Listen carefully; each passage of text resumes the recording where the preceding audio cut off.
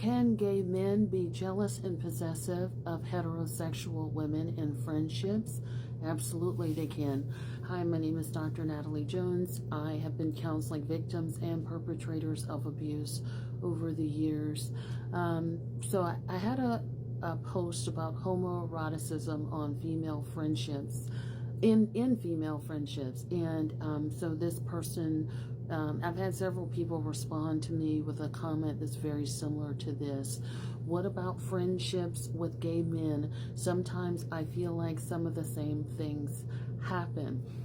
And so I want to respond to this, and this isn't meant to be derogatory towards any group of people. It's just talking about, a dynamic that sometimes happen. I think some of the dynamics that have happened between gay men and heterosexual women is that gay men start to feel like they know more than you, or there's a competition with you for men or for attention. And I've noticed this in a couple of different areas. One, in other friendships.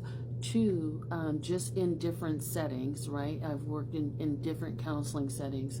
But three, even here on social media, I think this has happened where there are people that have been talking about it a lot more. And of course, I realize that this is, a lot of people aren't going to like what I'm going to say, and they're going to scream out about it. But this is, again, my experience that I'm talking about. And four, I've noticed this happening in seminars that I've done in the past where, and let me start with the seminars first. So I've done seminars in the past where, I've talked about toxic dynamics and relationships, and women will bring up their experiences with men who are on the down low and how traumatizing that is for them. And then, if there's a gay man in there, in that seminar, they will take the attention and turn it towards them and say, it's not all about, we're not all bad and this and that. Nobody's saying that. I certainly don't do polarizing commentary, but it gets to the point where they start to overtalk a woman's painful experience with a man.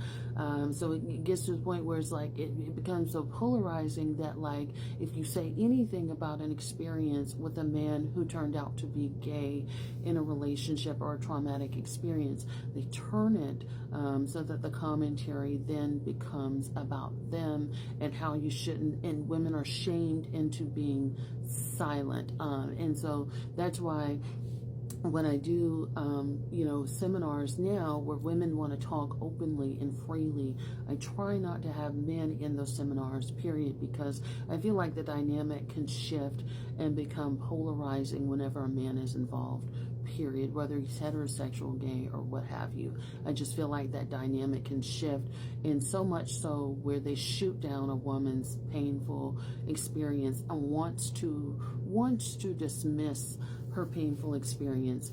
There can also be a competition with men, and it can become disrespectful.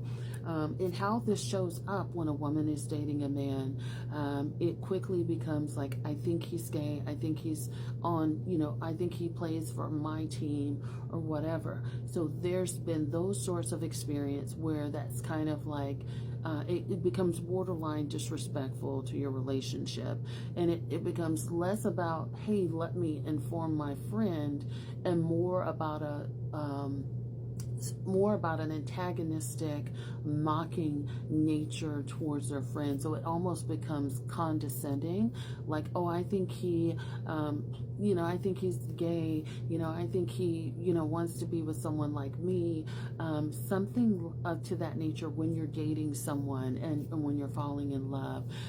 If it's not like, I think he's gay, it would become more like, I would love to tap that. I just give me 5 minutes in the room with him. Ooh, he's so fine. He's so this, he's so that. And I think there's a time and a place, and different friendship dynamics are going to be different. But I think sometimes when people sort of put this out there, and maybe they can sometimes run with it to the point where it actually becomes disrespectful and hurtful to you, or it gets to a point where like you don't even want to come around that friend, you don't want to share, you don't want to introduce your person to your other friends. So there is that competitive nature.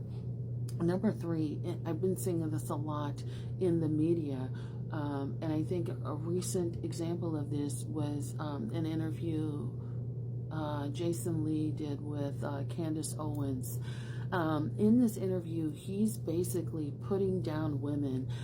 He's talking about trans, and they're sort of having this debate. And I feel like everyone's sort of entitled to their opinion.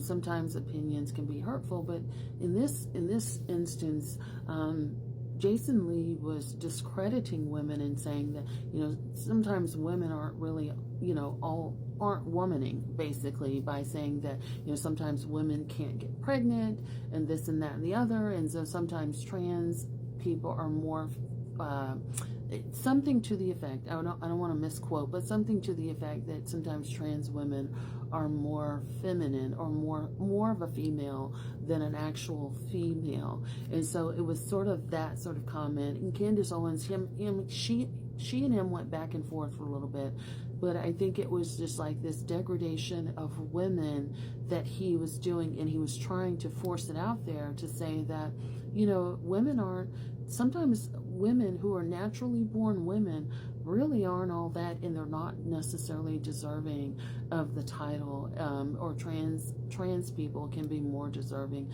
of the title because, women who are naturally born can't necessarily deliver. It was something to that context. So I don't want to misquote what he said, but it was something to that, so much so that it was like, my experience is going to override that of a natural born woman. He's not the only one. There's a lot of social media influencers that are very much derogatory and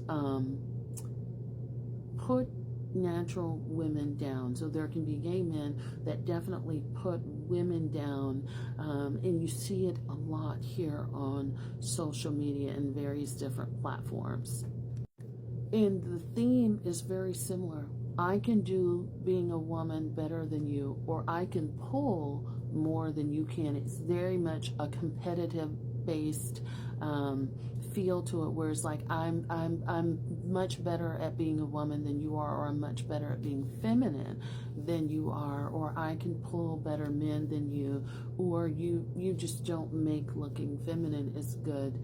You don't make it look as good as I do, or something to that nature. So there's always there can be that flavor to it.